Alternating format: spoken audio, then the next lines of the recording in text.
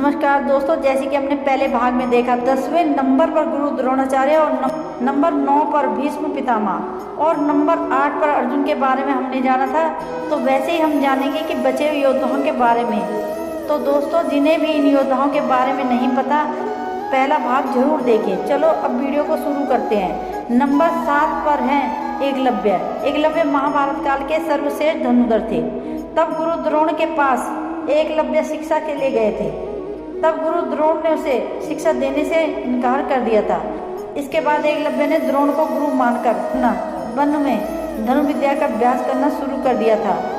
जब कौरव और पांडवों में से किसी को भी शब्द वेदी बाण चलाना नहीं आता था, तब एकलव्य अपने अभ्यास से ही शब्द वेदी बाण चलाना सीख गए थे।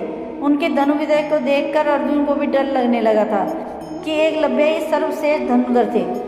लेकिन दोस्तों, एक समय गुरु दक्षिणा के नाम पर द्रोणाचार्य ने एकलव्य का अंगूठा कटवा दिया था। लेकिन इसके बाद भी बिना अंगूठे के एकलव्य बाण चलाना सीख गए थे। दोस्तों, एकलव्य इतनी शक्तिशाली थे कि भगवान श्री कृष्ण को एकलव्य का वध करना पड़ा था। एकलव्य के बारे में भगवान श्री कृष्ण ने कहा है, अगर एकलव्य का अंगूठा ना कटा होता तो एकलव्य दूसरा परशुराम बनकर जंगल में घूमते रहता। तब दानव, राक्षस और ना ही देवता कोई भी उसको परास्त नहीं कर पाता। कोई मनुष्य तो उसके सामने खड़ा भी नहीं हो पाता। भगवान श्री कृष्ण ने जिस धनुर्धर की तुलना भगवान परशुराम से की थी, वह कितने शक्तिशाली थे, ये तो आप सोच ही सकते हैं। भीम के पुत्र बर्बरीक जब अर्जुन तथा भगवान श्री कृष्ण उनकी वीरता का चमत्कार देखने के लिए उपस्थित हुए, तब बर्बरीक ने अपनी वीरता का छोटा सा नमूना मात्र दिखाया था। जब भगवान कृष्ण ने कहा कि यह जो वृक्ष है, इसके सारे पत्तों को एक तीर से छेद दो तो मैं तुम्हें मान जाऊंगा। बर्बरीक ने आगे लेकर तीर को वृक्ष की ओर छोड़ दिया। जब तीर एक एक करके सारे पत्तों को छेदता जा रहा था, तो इस दौरान एक पत्ता टूटकर नीचे गिर पड़ा। श्री कृष्ण ने उस पत्ते पर यह सोचकर पैर रखकर इसे छुपा लिया कि वह छेद होने से बच जाएगा।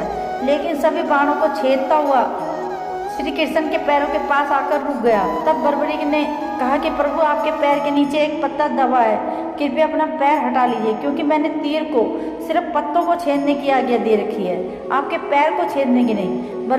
उनके पास ऐसे 3 बाण थे जिसके सहारे वे पल भर में कुरुक्षेत्र के युद्ध को खत्म कर सकते थे, दोनों सेना को समाप्त कर सकते थे। बर्बरीक के 3 बाणों के बारे में जानकर खुद भगवान श्री कृष्ण भी चिंतित हो गए थे, जिसके कारण उन्होंने दान में बर्बरीक का शीश मांग लिया था।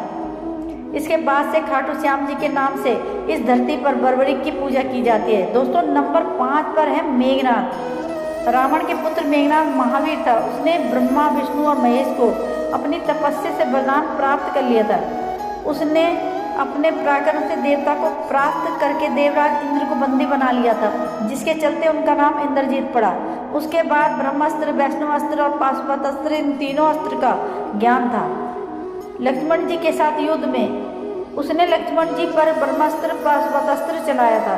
उसे लक्ष्मण जी ने शांत कर दिया था।